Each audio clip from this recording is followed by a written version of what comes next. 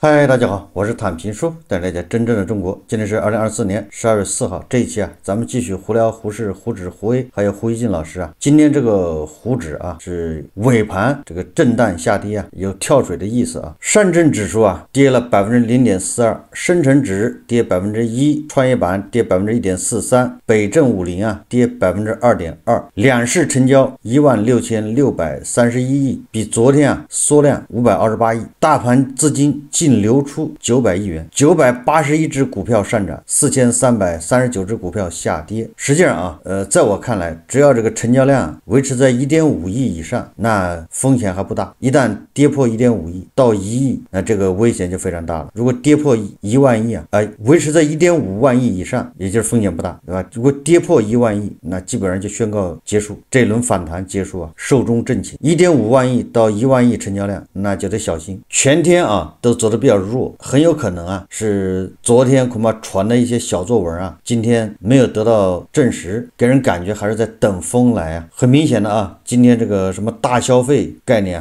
都涨得不错，这个都跟传言有关系。但是 A 股再现无厘头炒作逻辑，这个胡适可以说抓住一切机会搞这个无厘头炒作，简直是滑稽昨天韩国政坛发生动荡但是今天沪市有只股票叫韩建河山，莫名其妙涨停，让这些金融消费者让这些机构，让这个海外机构大呼看不懂韩国的政局动荡，韩建河山涨停，真是离了大谱就因为中间带个韩字嘛。就是昨天晚上这个韩国总统尹锡悦突然宣布紧急戒严，虽然他这个戒严时间很短，几个小时，然后宣布撤销这个戒严，但是这个激起了韩国的很多这个在野党还其他党派还甚至执政党这个反对。今天韩国的最大的在野党叫共同民主党，在国会召开紧急议员会议，发表决议，要求总统尹锡悦立即主动辞职。决议强调尹锡悦宣布紧急戒严违反宪法，没有遵守发布戒严令所必须的任何条件。如果不主动辞职，那么共同民主党将进行弹劾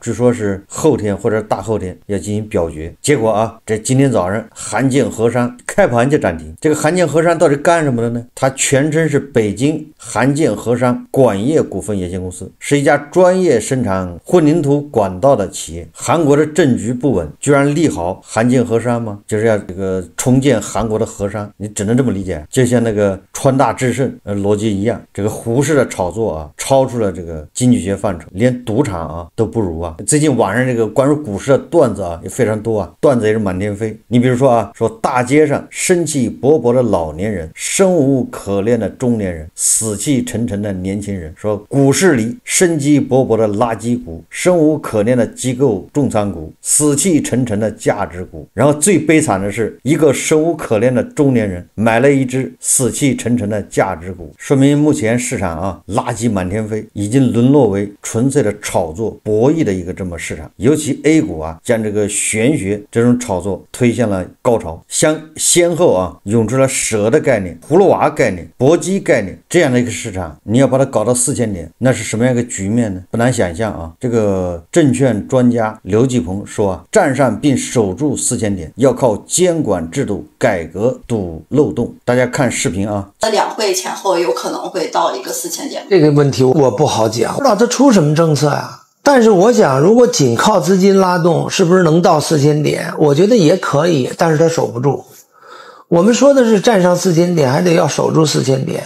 是因为4000点是合理的，市盈率合理，是理性的。我们市盈率有多少？不到30倍中国 5% 的发展规模，30倍市盈率是说得过去的。美国这样的股市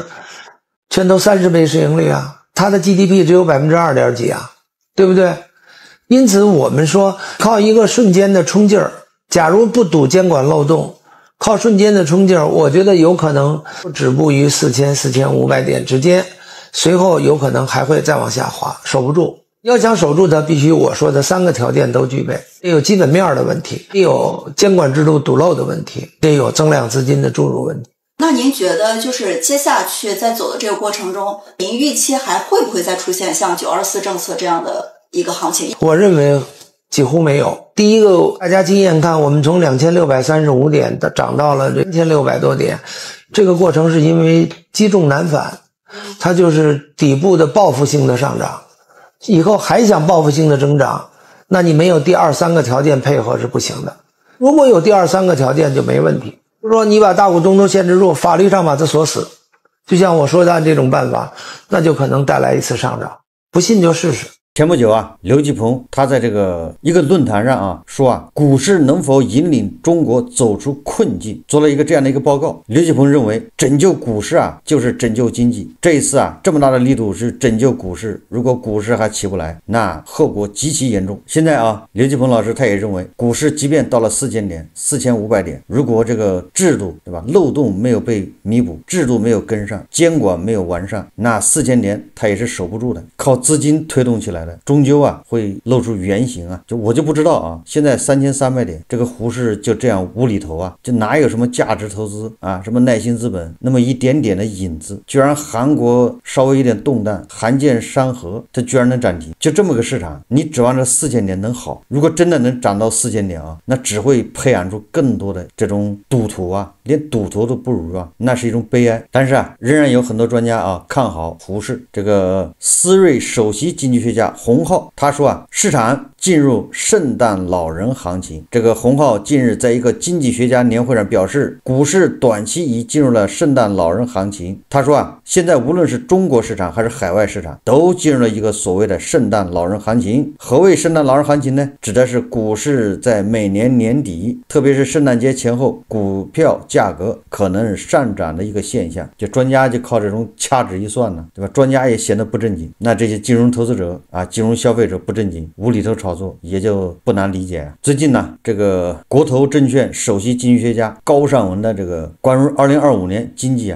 一个报告在网上引起反响。关于股市呢，高尚文认为啊，2025年可能是一个重要的转折点。因为高尚文他只是说是个转折点，他也没有说是万上转折还是万下转折。高尚文指出了啊，他研究的数据啊，失业人数对吧 GDP 这些跟统计局的数字啊似乎对不上，或者说统计局自己公布的数字有矛盾，自相矛盾呢。我在想啊，咱们统计的是5%，那个瑞银、高盛、摩根士丹利，他们算的是4.8%、4.6%，那差距也不大呀。高尚文说 GDP 至少多算了3个点，那真正的恐怕只有2%。那这些外资机构呢，他们也是4.6%、4.8%呀。有的啊，年初的时候大家记得吗？外资机构他们预测的咱们 GDP 比咱们政府给的还要高啊，有的还看到了5.2%呀。所以我一直说啊，这些外资机构预测给这数字也只是参考，你不能全信。尽信专家的不如不信。无论是外部因素还是内部因素，2025年的胡适都没有走牛的基础。就我们先不说胡适自身的病，那个我们以前说的非常多，他这个病对吧，要根治，不是1天2天，不是1个月2个月，甚至都不是1年2年，要相当长时间。那我们就说他的经济环境对吧，外部因素，这个地缘政治啊，地缘矛盾这种冲突是此起彼伏啊。虽然特朗普说想24小时停火，但我看啊，极有可能火停不下来，反而还要扩大，那这个完全有可能。然后呢，中东、叙利亚还有其他地方恐怕都有战火，也就是说地缘冲突啊，在2025年不一定得到平息，反而还要更加严重激烈啊，这个对我们都是不利的。第二个呢，贸易战是吧？特朗普这个贸易大棒一顿乱挥啊，不管怎么说，咱们肯定是受到影响最大。关键特朗普恐怕还有其他的这些不友好的措施啊，都会影响到咱们，乱拳打死老师傅啊，所以叫特朗普风暴。第三一个呢，全球经济啊，现在都不容乐观。你看看欧洲，尤其是德国，德国现在引以为傲的这个汽车工业，今年基本上是遭到这个不能说灭顶之灾吧，那今年它的利润营收都是断崖式下跌。那德国的汽车工人正在罢工啊，因为他们要裁员。看看日本对吧，日本的汽车日产现在都遇到问题。也很多人说那证明咱们那个汽车工业强大崛起了，这个认知是错误的。你应该看到的是汽车行业竞争会更加激烈，这些国家会更加保护自己的市场，不让你的汽车卖进去，对吧？所以贸易战、关税这个就无法避免。而我们的新能源汽车产能过剩，必须要向海外拓展市场，这就是两个矛盾呢。有网友开玩笑叫当今的矛盾是全球化的生产与半球化的消费之间的矛盾，也就是通过欧洲、通过德国、通过日本，你能看到的，对吧？这个经济啊也不容乐观。那这样我们的出口，我们尤其是新能源汽车行业面临着更加激烈的竞争还有挑战。反过来说啊，2025年你看不到一个积极因因素。所以这些专家唯一寄希望的就是政府要出台更加强有力的、更大规模的刺激，这叫倒逼。问题是，即便有这个超规模超预期的这种刺激政策出台，它就真的管用吗？它跟胡适有多大关系呢？无非就是提供了一个炒作的题材，那炒完了之后一地鸡毛，还是散户买单。这个高尚文的观点就是，正因为有这么多不好的地方，这么多不利因素，所以这个政府就要加大力度去刺激。所以这个2025年咱们股票市场的运行就有了个稳定可预期的宏观环境。大家别忘了高尚文他是国投证券的首席经济学家，他是中介的，王婆卖瓜自卖自夸。作为券商，他总不能劝你不进股市吧？我们再看看这个胡锡进老师这胡锡进老师好像最近是满血复活又开始上蹿下跳。除了这个胡适他不谈之外，对吧？他的话题已经基本上全部恢复今天连发好几篇微博，当然了，主要是谈这个韩国政局。这个胡锡进老师从如何指导大学生谈恋爱教年轻人谈恋爱，到这个美国的小院高墙、半导体这种垄断制裁限制了这个世界科技行业的发展，再到这个韩国尹锡悦这个总统还能不能继续在总统位置上待下去，能不能继续履职都是个问题。顺便胡锡进老师再敲打了一下台湾当局，所以可以说胡锡进老师已经满血复活。这个禁言3个月的负面影响造成的心理阴影基本上已经慢慢的抚平了。他的老队友加州老师现在在禁言之中似乎也已经慢慢淡忘了，只是希望胡锡进老师要注意前车之鉴因为有关部门刚喊完保护好对吧中美关系这个母亲河所以胡锡进老师别忘了对吧，牢记这个基准不要得意忘形，不要又自己乱画红线造成再一次禁言。我们再看看这个维维老师也有什么新的发现。最近网上有说法说这个维维老师给复旦的学生上课的时候在这个课堂上面顺便把诺贝尔经济学奖的得主统统的批评了一顿。最近的诺贝尔经济学奖对吧，他们获得这个奖项的原因就是他们指出了制度对吧，一个是剥削性的这个制度，一个什么包容性的制度，一个是侵略性的制度对吧，一个是宽容性的制度，就是制度对经济的影响应该是这样子的。但是这个不知道哪儿腻了维维老师的龙鳞维维老师甚是不爽，然后批评说西方的这一类学者，就是说搞经济的这些诺奖得主都是懒汉做学问，无知者无畏，愚昧当道。维维老师进而他进一步指出说西方的政治精英、知识精英不思进取，不思改革，结果是黑天鹅现象层出不穷，人民越来越失望。这个我怎么感觉维维老师有点像俄罗斯口炮界的天花板梅德韦杰夫这个梅德韦杰夫每天早酒一喝就开始用最恶毒的语言来诅咒这个地保老人，当然了他都是指桑骂槐，我就感觉这个维维老师好像也是在指桑骂槐呢。他这是骂这个西方的诺贝尔经济奖得主吗？我感觉好像是骂他的同行呀。维维老师说，维维老师还拿自己的书和诺贝尔经济学奖的得主书做了比较，说自己2011年就出了《中国震撼》，批判2012年出版的《国家为什么会失败》的书中的逻辑。维维老师还这么厉害，2011年人家就已经找到了这个中国震撼了。也就是说通俗的说就是大家欠他一个诺贝尔经济学奖，因为他2011年就已经出版了这个书对吧，这个书中的逻辑能批判2012年出版的时候国家为什么会失败。然后这个维维老师语重心长劝复旦的学子不要迷信西方的诺贝尔奖获得者，特别是不要迷信经济学奖、文学奖和文学奖获得者这么一说我就理解了，这是最后绕来绕去还是绕到莫言老师身上吗？因为你说别的人获得文学奖咱也不知道咱也不看呢。诺贝尔经济学奖反正跟咱们没关系，从来没有人对吧，没有一个中国人呢拿到经济学奖，所以你一说这个诺贝尔文学奖咱们立马来了精神，懂了，就是说莫言。怪不得前一阵子有正能量有小粉红要起诉莫言呢对吧，说莫言的小说风雨飞腾涉嫌美化对吧侵华日军，美化美帝。你看看背后的黑手是谁终于浮出水面，夹头从中推波助澜对吧，夹头是带头跳起来批判莫言。原来后面